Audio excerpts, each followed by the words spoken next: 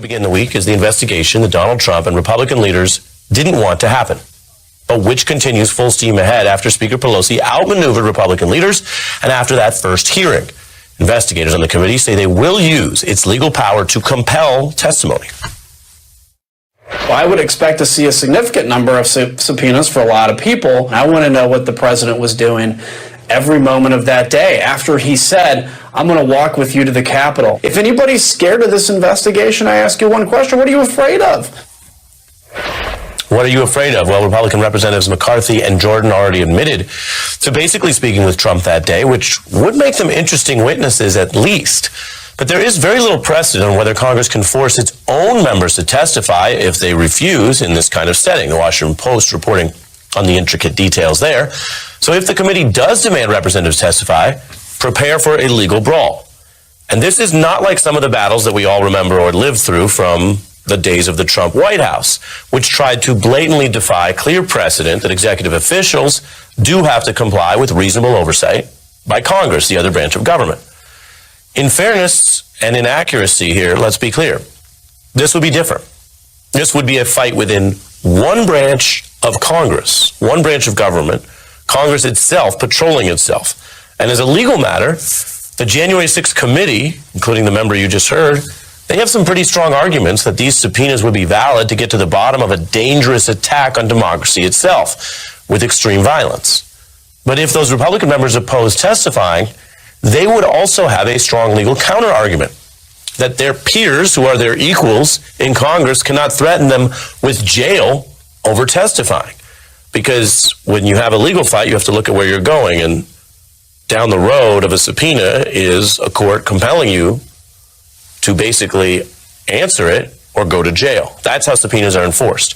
So this is a novel and interesting legal clash. It would make for a major dilemma. It's not clear yet if Speaker Pelosi has decided whether she thinks as a substantive matter or for any other considerations it would be worth the committee's energy to go down this road.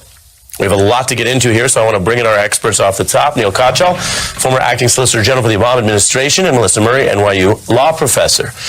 Good evening to both of you. Neil, it's very clear that the committee is working and that a lot of these questions are important. They're going to go forward on subpoenas. What do you think of a relatively novel legal dilemma or question here if the House wants to go this route? Well, Ari, I think Jim Jordan probably didn't have a subpoena in mind when he asked to get involved with the select committee, but it's certainly what he deserves. And I think what you're seeing is a serious committee that wants to get to the bottom and get to the truth, and it's not a partisan thing. The Republicans like Adam Kinzinger and Liz Cheney who also want to get to the bottom of this, so it's not just, a bunch of Democrats. And I agree with you, what you said at the outset, which is it is a somewhat novel question. I don't think it's right to say, well, because it's true. It's not like Trump's totally bogus claims of immunity that he's been making for 4 years and that have lost all the way up to the U.S. Supreme Court. It's not that bad, but, it is pretty clear to me that Congress, if they authorize these subpoenas, should get it. Both the text of the statute, Section 192 and 194, as well as the Ethics in Government Act, I think all permit it. So, yes, you're right, it hasn't been tested in the courts. That's because people in Congress tend to tell the truth when they're subpoenaed. They don't, clam up and, turning into Dracula afraid of sunlight, but that's what Trump and his ilk are all about. Professor Murray, I know you're familiar with the legal Socratic method. Neil Koch is way beyond that in his illustrious career, but I'm sure your students could learn something from him because he came not only with the answers, but with, shout out to 192 and exactly where he sees the legal authority for this. But I ask you, in fairness, whether one likes this dilemma or not, by which I mean whether one thinks, well, of course, for January 6th, you should have all the answers. I think that's a very strong argument. Judges and the courts tend to care a lot about, well, wait, what are the larger democratic imperatives here? Because you certainly don't have the founders envisioning members of Congress just routinely using the committee process to subpoena each other. I'm curious what you think here and whether also, while we're at it, you think it's a good use of the committee's time.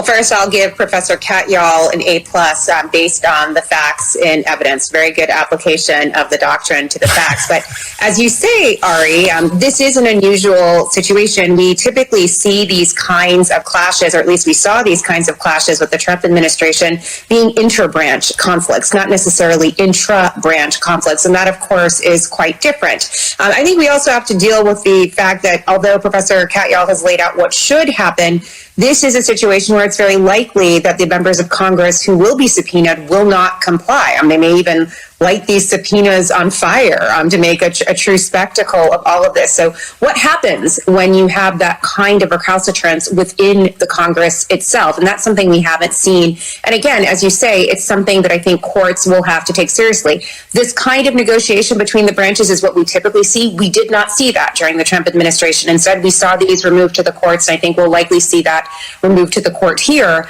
But again, there are larger issues at play about the oversight process more generally. Yeah, and that also brings us to how the courts have to deal with many aspects of this, Neil. I wanted to dig into another part of the prosecutions that we're seeing of people who trespassed very, very vividly, very obviously on camera, and did allegedly worse crimes on the insurrection day. It was the ultimate sort of tragic and at times disgusting representation of the fact that Donald Trump isn't joking, isn't entertaining, but is deadly serious, and I use that word deliberately, when he tells people to do things, and they take him seriously. Some of the officers' testimony talked about that, likening him to a hitman. So now we see the outcome of that in courts, where defense lawyers are trying to say, well, if the sitting president told you to do it, maybe you did it under that authority. So you have this argument in one court hearing. You have the argument that a public authority defense could apply, arguing that some of these clients believe the government, through then President Trump, had legally sanctioned their acts, their law breaking. I can imagine, I can't hear all of the viewers live, although I'm glad they're watching and listening, Neil, but I could imagine some screaming things towards the television that you can't say on television because it sounds like BS. But it is happening in court. Walk us through what it means when people who followed what they thought Trump wanted them to do are now saying this should be their get-out-of-jail-free card. Okay, I will. I just want to say one thing, though, about what Melissa said, which is really important. So there's two ways Congress can enforce a subpoena. One is that 192 process going to courts. The other is they have an inherent contempt power on their own. It doesn't involve going to court. They can do it without the courts whatsoever, and particularly when it's intra-branch, a dispute only within the Congress as opposed to Congress versus the executive. That's another path that they should think about seriously. Now, with respect to your question here about these January 6th insurrectionists, they're invoking what's called the public authority defense, the idea that Trump made us do it. We thought we were following his orders. And that's a really hard defense in the law to succeed. It was used like in the Lindbergh baby case. It's a case I teach in criminal law, but it's really, really a tough defense. But here's, I think, the real problem for the defense. It starts to implicate Donald Trump directly. I mean, this defense is, I'm an insurrectionist, but I was acting under Trump's orders. That's obviously counter to his message, which is, oh, I told them to all be peaceful, or whatever nonsense he says he ultimately claimed he said on January 6th. So I think it's a real thing to watch, because I think it can give ammunition to the prosecutors as they start to look at Trump's involvement in the House investigators. I mean, it's fascinating you say that, because it ties to exactly a similar argument we're hearing not from someone who may not be yet in the same camp of January 6th defendants, but Rudy Giuliani says he did everything at the behest of Donald Trump. They're putting out leaking without financial substantiation yet, but putting out information that he needs money while Trump has $100 million that he raised. Giuliani was out discussing things in the context of the 9/11 anniversary, or memorial, I should say. But now he's pushing back over this argument that he may have illegally acted as a foreign agent. Here he was. I'm more than willing to go to jail if they want to put me in jail. And if they do, they're going to suffer the consequences in heaven. I'm not. But I didn't do anything wrong. Why are you willing to go to jail if you feel that you're innocent? Because they lie. And they cheat. I committed no crime. And if you think I committed a crime, you're probably really stupid, because you don't know who I am. Neil, as mentioned, they were seated outside dealing with some of the 9/11 stuff, but he didn't say what he could have said. I mean, he's a lawyer. He knows. He could have said, look, it's an open probe.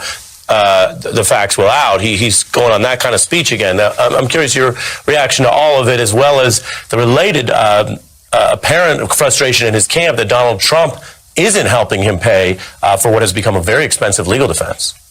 I mean, first of all, Giuliani said all this unsolicited during an interview about the 20th anniversary of 9/11. It's almost like he's trying to make us forget that he had a real political legacy before all this Trump nonsense. And, what he's saying makes no sense. I mean, the leftist plot to destroy Rudy Giuliani was so entrenched that the Justice Department got tricked into signing off a search warrant in 2019 before Joe Biden was president.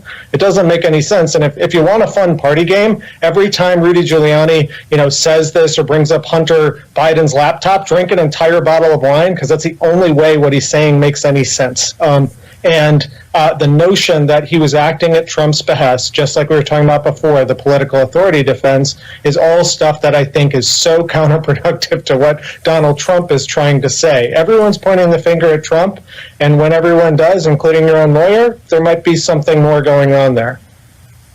Professor? I think it's also worth noting here that Rudy Giuliani professed to be the president's lawyer during this period. There are very few lawyers who act entirely at the behest of their clients without any interest in what the actual law is. So if he is simply acting at the behest of a client and he's doing something that is potentially illegal or exposes him to criminal liability, that's really on him. So it doesn't really wash in either capacity. Professor Murray and Neil Koch, my thanks to both of you. We have a lot more here, including Senator Graham.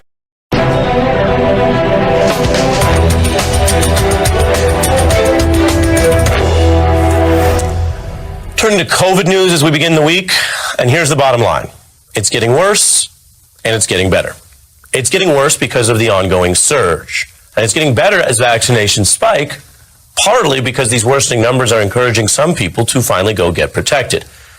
The other piece of news out of Washington is Trump's most prominent Republican ally in the Senate, Lindsey Graham, is not going MAGA when it comes to vaccines. The 66-year-old is using this news that he has a rare breakthrough case, he tested positive Saturday, to encourage people to still get their shots. Senator Graham noting accurately that while he does have mild symptoms on par with the flu, that itself is one of the benefits of vaccines. They prevent COVID most of the time, and in the rare cases where you can get it after the vaccine, the COVID you get is way less serious. Graham saying he's glad he's vaccinated, otherwise it would be far worse. And confirmation that Graham has at least 5 other senators who were with him attending an event on Saturday night.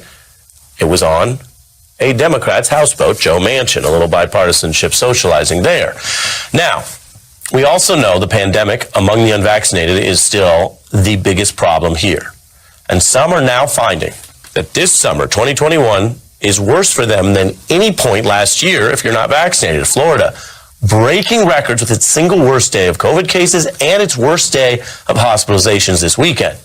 Meanwhile, MAGA's Florida Governor DeSantis is still pushing back against safety protocols. And a Florida congressman who's been quite embattled lately, Matt Gaetz, is mocking health experts. Without all the experts say, well, look out for the Delta variant or the Lambda variant. Next is going to be like the Chi Omega variant or the Pi Kappa Psi variant. I got the Florida variant. I got the Freedom variant. It affects the brain. It gets you to think for yourself. By all means, think for yourself. I don't know if that's supposed to be stand-up, but he's giving that speech in a place where more people are dying of COVID than just about anywhere else in America. Now, some other states that also may be thought of as conservative are taking this more seriously. Louisiana is dealing with an outbreak, and it has done what science experts sometimes recommend in the situation, particularly with high rates of people who aren't vaccinated. They're reinstating the mask mandate indoors. But more Americans, as I mentioned, are getting vaccinated right now. We've had 5 straight days of more than 700,000 shots nationwide. Today, the White House says 70% of adults have gotten at least 1 shot. That's one of their milestones. And the science shows these are the vaccinations that work. 98 to 99% of the people who are dying now are unvaccinated.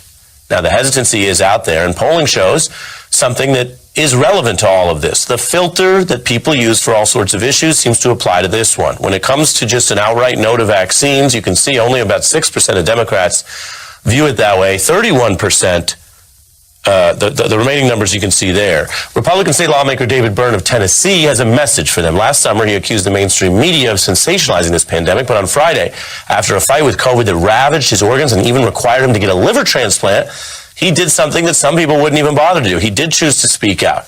And he says vaccines should no longer divide us. People should get them. Does this kind of messaging, which is based on sad and regrettable situations, does it help break through as the White House tries to find any way to move beyond vaccine availability? We're there to get to vaccine trust. We have a very special guest, the Post's Eugene Robinson and Dr. Rainey, when we're back in just 60 seconds. And we're back with Pulitzer Prize-winning Washington Post columnist and writer Eugene Robinson and an ER physician, Dr. Megan Rainey. Welcome to both of you.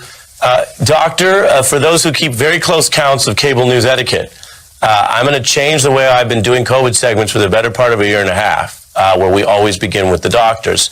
I'm going to begin with our Pulitzer Prize-winning communicator. And the reason is because, according to the polling, the data, and the science, Eugene, and a lot of what the White House is focused on right now, we have shifted from what in many ways was a public health race to find the vaccine and then get it out there, which is still the race in many less developed countries, less rich countries, to now what is chiefly a public health messaging and communications challenge, or as some put it, a crisis. I'm curious what you think about that shift and the different ways that people can use all those tools, words, images, video, campaigns, to try to bring people on board, which of course you don't do by antagonizing them, even if they happen to be vaccine hesitant.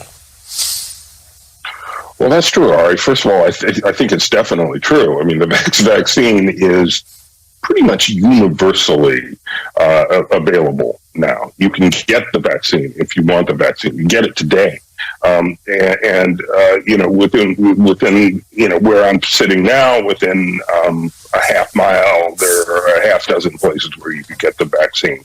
Of course, it's completely free of charge, and it protects you from being hospitalized or dying from a deadly disease. So, how do you communicate that to people? How it better than just kind of saying that and laying it out? It's hard for me to understand. I'm at the point now where I think communicators keep saying what they've been saying, that this can save your life and it can save the lives of those you love. So get the vaccine, and the other track being mandates, especially employer mandates. We have one at the Washington Post. I'm really thankful for it.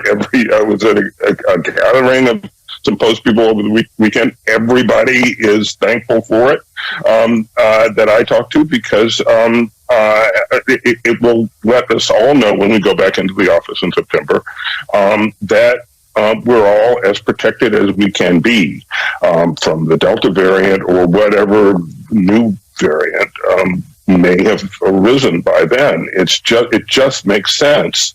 And you say it. Repetition is important, so you say it over and over and over again. But I hope we see more employer mandates as well. Yeah, and I appreciate, you're speaking about one of the other tools beyond hoping people listen is the carrot and the stick in that sense, which is also, of course, designed for the safety of the affected population, be that a workplace or wherever. Doctor, take a listen to one of your counterparts, Dr. Fauci.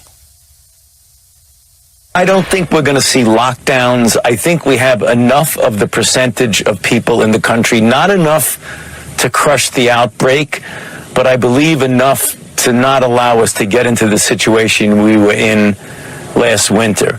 But things are going to get worse. We're looking to some pain and suffering in the future because we're seeing the cases go up. What do you think of what he's getting at there, and what's your view on the public health messaging? So I agree with Dr. Fauci that I think that future lockdowns are incredibly unlikely, at least with the Delta variant. These vaccines still have enough efficacy, and 50% of us in America are fully vaccinated. I think we're going to be able to stave off the worst of the surge in most states. the way that Delta variant plays through, most models are saying that we're going to see these cases increase dramatically over the next 1 to 2 months. Our hope is that by the end of September or early October, that we'll be in a much better space. Regarding communication, I am going to respectfully disagree with a Pulitzer Prize-winning journalist. I think repetition is key, but I will also say from my experience, both as an emergency physician and as a public health professional, that listening is actually one of the keys here. I take care of patients every day who have not yet gotten their vaccine, and I can often, but not always, shift them to being willing to take the vaccine during their emergency department visit by listening to their concerns, by being respectful, and by using really basic public health communication techniques of respectfully challenging, rolling with their resistance, and presenting new facts. We're doing this huge project here at the School of Public Health at Brown, working with 7 large urban communities across the country, where we're doing exactly this. We're working with trusted messengers, community-based organizations to increase vaccine uptake. Lots of stories of how this works. I don't think this is the time to give up. There's going to be a small percentage of people who will never get it, maybe until they see someone they love die, but a lot of folks just still have a lot of questions. Well, and doctor, as a follow-up to you, that's a one-on-one in an expert-driven situation. One of the challenges here, and Gallup has a whole report about this, is that a lot of individuals who, just because of their daily life and their daily demands, are not accustomed to dealing with a lot of experts or scientific-based decision-making, are responding to Facebook, media, friends. If they don't have the benefit of an ER consult, then what? I hope most people don't ever have to come into my ER, but that's absolutely true. And that's where I think it's essential for us to work both with community-based organizations so that you're talking to the folks that people do encounter every day, their pastors, their barbers, their boys and girls clubs, their teachers, their librarians, their bankers, right? So those folks, and then the social media influencers. The Biden-Harris administration is doing a huge rollout of TikTok stars, the people that my tween daughter listens to, and we're hoping that that's going to have some influence as well. Yeah, I think we have that headline, New York Times report that's pretty interesting. White House obviously trying anything. These TikTok stars reach a whole different group of people. They're also doing these micro-influencers because what's popular in one place might not be the same nationally. Gene, finally, I want to put up the Biden approval on this issue. Joe Biden was seen by a lot of voters as better on this. He came in, as you can see, earlier in the year up in the 60s, which means by definition some more conservatives supporting him. It seems to be slipping a little bit. Democrats, Gene, are frustrated because they say it's partly a consequence of red state decision making in certain places where the surge is. We talked about Florida, and yet, Gene, at the end of the day, pandemics, a lot like the economy, the incumbent president's going to own them no matter what. That's right, and I think those figures reflect a more sort of general frustration. A lot of people figured that by the summer, by the height of the summer, we'd be pretty much over it. That everybody'd be vaccinated and we'd be able to get about our normal lives. And now in a lot of places we're talking about indoor mask mandates again because of Delta. It is simply true that as science learns more, you have to adjust the response sometimes, and that's based on new information, and that's not a sort of very subtle or exotic thought, but it is, I think, coming as a disappointment and surprise to a lot of people that this is not in the rearview mirror, that COVID is still with us, and I think you see it in the numbers. I think that's exactly right. Not in the rear view, and to say nothing of the fact that objects in the rearview mirror are often closer than they appear. Gene, Doctor, thanks to both of you. Thank you. Appreciate you guys.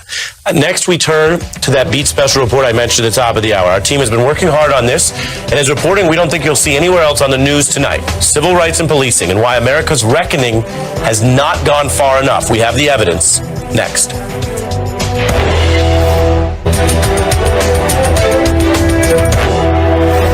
We're now about a year out from that wave of Black Lives Matter protests that responded to the murder of George Floyd. What has changed since then? Well, one undeniable action that occurred was the recent murder conviction of the officer who killed Floyd. An unusual development in an American courtroom spurred by the brutal video and the extensive public pressure. That conviction is from a single case. It does not automatically do anything to change the wider system. But some are seizing on that one conviction to claim that it now shows our entire American justice system works. It's important that we also push back against the notion that all police officers can never be trusted. That's the promise of our justice system, that it's impartial. How many black unarmed people were killed by police officers? And it's a massive distraction. Citing a single verdict to pretend that that verdict automatically reveals anything about every other case is misleading at a minimum. So let's just look at the evidence right now. The data actually shows that consistent discrimination continues, and it shows a system that does not work, to use the term you just heard in some of those clips, doesn't work for everyone. Because people brutalized and killed by police rarely get justice. And that brings us to tonight's special report. And it's about facts, not opinion or ideology. The protests were largely against police brutality and force. And we have now, tonight for you, the latest data on the use of force since then, since those protests last year. Police are shooting and killing Americans at roughly the same rate this year as last year, on pace for the same aggregate toll of police killing about 1,000 people per year. You can see the number this year, 2021, basically matching what people were protesting against, which was the rate of killing last year. This is from Washington Post data. Now, this fact on your screen shows something that everyone needs to know in America right now, that after all that protest and pressure and heat and scrutiny and video evidence, and even that murder conviction I just showed you, take it all together, it's not even budging the rate that police use lethal force. So as these killings grind on, police departments themselves don't claim that they are all okay with all of the use of force. In fact, we have, even since last year, documented situations where they admit mistakes, and they put out statements regretting the loss of innocent life. They also typically oppose any investigation or prosecution of the officers who created that situation. And I want to tell you something else. The protests have certainly got people's attention. Most Americans are aware police violence is a serious problem. That consensus has grown. It's even stronger than a few years ago. But numbers, which are part of evidence, also only tell part of the story. Because when you look at that chart of the killings each year, every point on it is a dead person and a family grieving. You see, we're part of 6 police shootings that came just within 24 hours of the Chauvin verdict in the Floyd killing, which was deemed a murder. This is all within the last year. All points on the chart, the literal chart you see of America's policing problem. Now, these are the facts that many were trying to bury after the Chauvin verdict. These facts are the sad rebuttal to that conservative's rhetorical question I showed you earlier. How many black unarmed people were killed by police officers? It's a massive distraction. Mr. Vance there says it's a distraction. By the way, he's running for United States Senate, so people can assess his record. But it's not a distraction. In fact, like a lot of propaganda, that bad faith formulation from Mr. Vance is deliberately backwards. This is not some massive, distracting, attention-grabbing issue that's constantly getting people's attention, and certainly not getting the powerful people's attention or the corporations who influence so much policy in this country. No. The truth is, most of these incidents on that endless chart, they don't even make the national news in the first place. Take another story from, again, within this past year. Police went to the home of 32-year-old Isaiah Brown for a domestic disturbance call. And then they killed him right by his own home. Why? He was holding a cordless phone that they, the police, wrongly thought was a gun. And they demanded he drop the gun when he didn't have one. A warning, the video is disturbing.